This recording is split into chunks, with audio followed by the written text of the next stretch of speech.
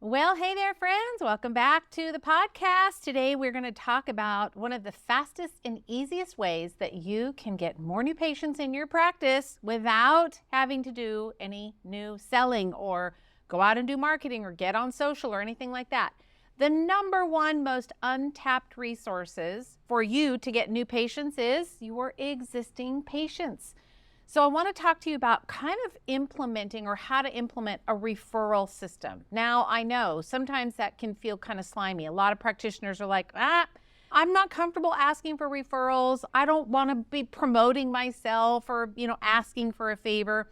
But when you do it in a way that's very kind, very authentic, and also comes across as though you're really asking the patient, which we will be, we're asking the patient to serve someone else. In other words, to consider who else do they know and love that they would want to help by sending them to us. Does that make sense? So instead of me saying, hey, would you send me a referral? Who's that all about? Me. We don't want to do that. What we want to do is put the patient in the A position so that they look like the hero, the good guy, because you're just asking them if they know anyone who could use some help. And it lets the patient come out as being the hero. So when we talk about referrals, again, like asking for referrals, I think it's probably the thing that most practitioners avoid, like the plague. Making a direct request feels awkward and uncomfortable. But if you ask any business owner, they will tell you that the fastest way to get more new people in is just to ask your patients that are already super happy with what you do, the work you've done together, they've had great results. They're the ones that are going to love on you and share what you do with their friends, etc. These are what we call warm leads, okay? Warm leads. A cold lead is someone who is out there in the wild and they, have bloating or something, some kind of health condition. And they think, well, I've been on a PPI or I've tried the castor oil packs or some monkey business thing that they saw on Google somewhere or Instagram. And they've tried it, it's not working, and there's got to be an answer. Those are cold. They don't know about you. They're probably a little unsure about functional medicine. Those are cold leads. It takes some time to kind of build that trust. But when you need help and you ask your friend, hey, I need a plumber, or I need somebody to help me with X, garden, or whatever. When the person that you already know, like, and trust makes a referral of someone that they know, like, and trust, automatically now I'm the person who's asking, I now have a greater level of the know, like, trust factor because that referral came from someone I know. So by asking or making your patients aware that you are willing and would love anyone that they want to send your way, that allows them to send you these warm leads. And a warm lead is the person who's got that know, like, and trust factor in there at some level or some capacity. It's so easy to turn these referral-based warm leads into patients because they've been referred by someone who already knows you. So it helps them when they can get in contact with you to get to know your personality a little bit.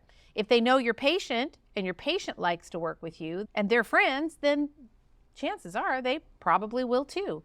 And before long, you'll have another new patient, another one, and another one, and another one. So when there's credibility in the referral and your patient says, listen, I know Dr. So-and-so over here can really help you. He helped me so much.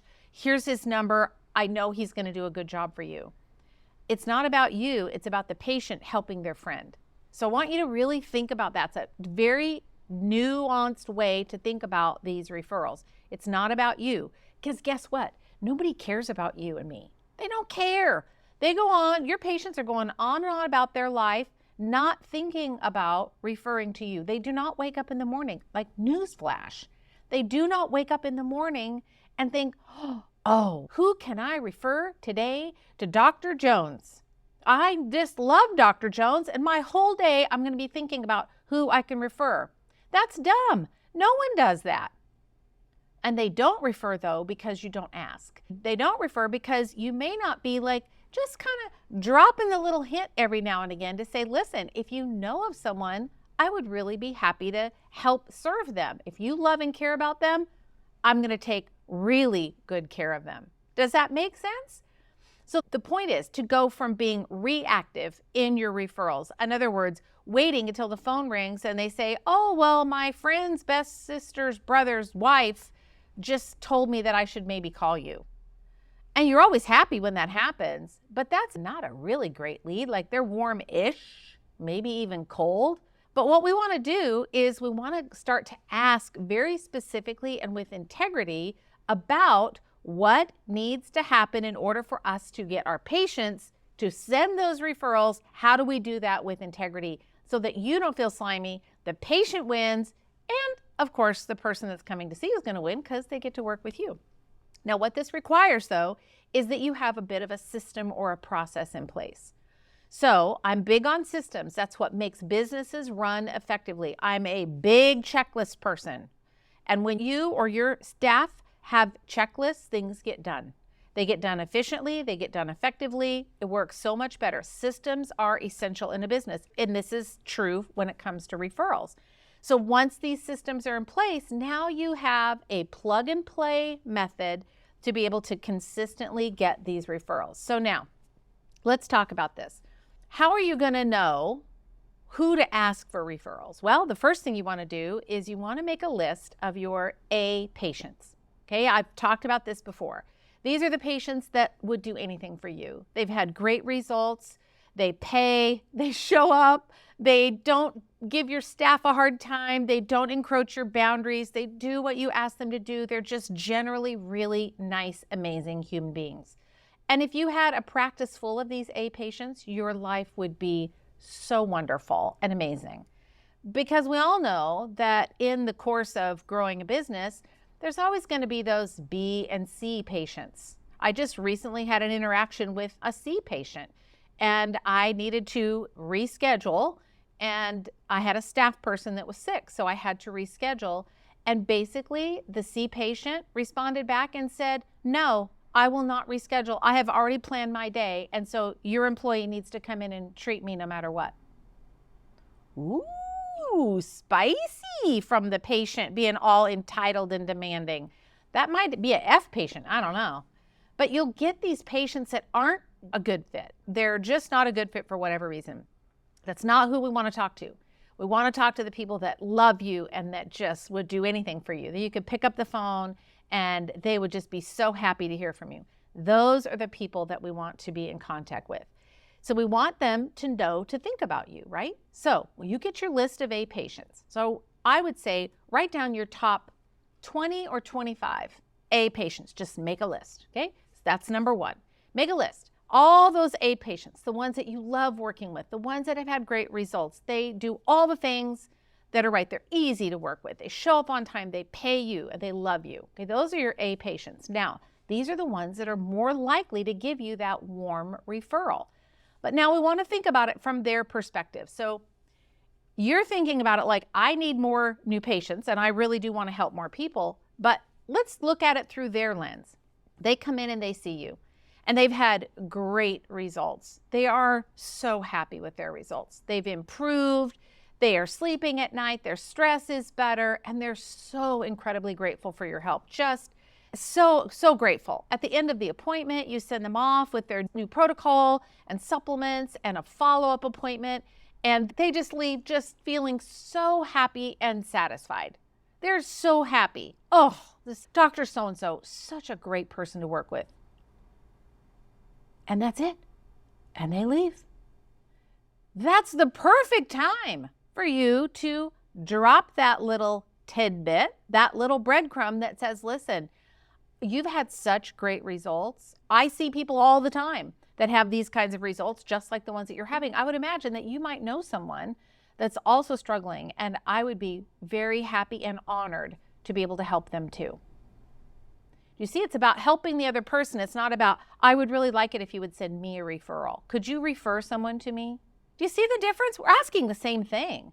But now from the patient's perspective, they're so happy when they leave. They're so happy, but you didn't make the ask or make the comment. You didn't do that. They're so happy they leave. They're ready. But if you plant that seed, like, oh, hey, here's the situation. I can take a few new patients this week or in the next couple of weeks. I have a few openings. Do you know anyone that might like to have the same results that you're having. And they may not, and that's completely okay. But from her lens, through her perspective, she doesn't walk out of your office thinking, oh my gosh, who am I going to refer? I need to find somebody. I mean, maybe, but not as likely. So the first thing that you can do to start this conversation very gently and authentically, it's a really easy way to do it. So after you make your list of A patients, the second thing I want you to do is I want you to think about how you can have this conversation with your patients just during a normal day's activities. So here's step 2. You can start by just being curious. That's all. You're just going to be curious. You're going to ask questions like, I'm curious. It's a great way to start a question. When you first heard about me, about working here with me or us, however you want to language that, here at ABC Wellness Center, what made you want to pick the phone up? I'm just curious. I don't remember. And they'll say, oh, well, it was because, and off they go. And then you could say, well, I love that. And so in all of this time, I'm curious, what's been your biggest win? That's another great question to ask. What's been your biggest win? Another one is, what has made the biggest impact on your family? What has had the biggest impact, the changes that you've had on your family? Because people are all about the fam, right? You could also then, now you've got them talking about their wins and they're excited and all the things, and you can say, what about your friends and extended family? How has the change that you've had impacted them? Your social life, your church life, your marriage, all that stuff. And then you can ask things like, I'm curious. It's such a great way to start a question. I'm curious, how would you describe to someone else the work that we do together? How would you describe that? Do you see what an easy way that is to have the conversation? It's just so simple. How would you describe the work that we do together? Or how would you tell someone about what we do, you and I, this kind of magic that we have in here? How would you describe it? And they'll say, well, I would say it's like a blah, blah, blah. And they go off and describe it. And then you come in for the home run, baby. And that's when you say, well, do you think that I might be able to help someone that you already know? Do you think there might be someone in your world that could benefit from this type of work that you and I are doing together? And now you've planted the seed. Now she says, oh my gosh, yes, my neighbor. Oh my gosh, I'm going to call up my neighbor today. Do you see? It's not that she doesn't want to refer to you. It's just not thinking about it. So you can't be upset about that. She's just not thinking about it. So the best time to have this conversation is obviously when they're under active care, and even better when they're actually in the office with you or on a call with you if you have a virtual practice, so that you can start to kind of ask those questions. You want to catch them when they're excited about their progress. They're so excited about what they're doing. They're excited about their wins. That's when you ask, is there someone else that you think would be really benefited from the kind of work that we're doing together? It's not about you. It's about them. Now, just as an aside, this is also a great way to get testimonials. So this just happened to me this last week. I'm working with someone in the business coaching kind of space, and we were on this virtual call, the Zoom call. And she said, what's changing? How are you changing? And I was telling her about all the things that I had been doing as a result of our work together, and all the things that I was seeing changing in my own, the way that I was being, the way that I'm thinking, and I'm interacting with stress and things in my life and business and all the things. And I was just telling her all about it. I was all excited. I'm like, oh my gosh. So this situation happened and this is how I responded. And I would have never responded that way, but now I'm responding that way. And I was so excited about it. And at the end of all of my excitement, here's what she said to me. It was great. She said, listen, I love that. When we're done with our session today, would you mind if, at the very end, if I turned the record button on and then you just said that again? I said, of course you can, because I'm all excited. I got all these great wins. So the same for you. When the patient's in the office and they're just so excited about what's going on, all you have to do is you just say, listen, could I turn the record on my phone really quick? Would you just say that again? Because that was genius. And I love that. Makes my heart so happy. And then hit the record, but they'll say, of course. You hit the record button and then go through it again. And now you've got a testimonial. Let them know, listen, I'll transcribe it. I'll send it to you. Now you've got a great testimonial. Even better if you can get it on video. But do you see how easy this is? It all starts by just being curious. One other thing you can do is you can let them know, I think I mentioned it earlier, but you can let them know, listen, I have a few openings for a few new patients this week. I have the ability to take on a couple new ones. Can you think of, or will you think of anyone that you know that might benefit from the type of work that you and I have done together? It's very authentic, very genuine. I'm telling you, people will start referring to you. The reason that you don't get them is because you're not asking, you're not putting it in front of them. Here's what I recommend. This is kind of part 3. So step 1, make your list of A patients. Step 2, start having conversations and be curious. Get them talking about what it is, work you've done together, what it is that they've experienced, their results, and get them excited about it. And then step 3 is to record it somehow. And then you're going to go in, ask them if they know of someone, right? Then you're going to go in and actually ask for that referral. And then the last thing, number 5, is this is kind of where the system comes in. So there's a few things that you can actually do that are really, really easy. Number 1, on your emails, every outgoing email, you can just put a little PS. It could be down in your footer. You can just put a little PS that says, the greatest compliment we can receive is when our patients send people that they love to us to help. Something like that. That was just off the cuff. But you just put it as a PS in your email. That's it. Super easy. So when you're corresponding with patients, they see it and they'll act because they love you. You're A patients anyway. Your B and C patients, you don't want them sending people because they're probably going to send people like themselves. So we want the A patients to. So that's one way that you can do it. Another way that you can do it is twice a month. You can just send out a really short email and send it to your A patients. Like, you should be able to sort your email in a way that you can, they're called tags, and all email providers like Constant Contact or MailChimp or whoever you use, they all have a way to tag every contact. So you can go in and set a tag for all of your A patients. You can just tag them as an A patient. And then when you send an email, you can say, send to all of the people that have this tag. And if you don't know how to do that, get with your email service provider and they'll help you. They'll have a tutorial online that'll help you, walk you through that. But that's really what you want to do, is you want to tag send to those A patients and just ask them for referral.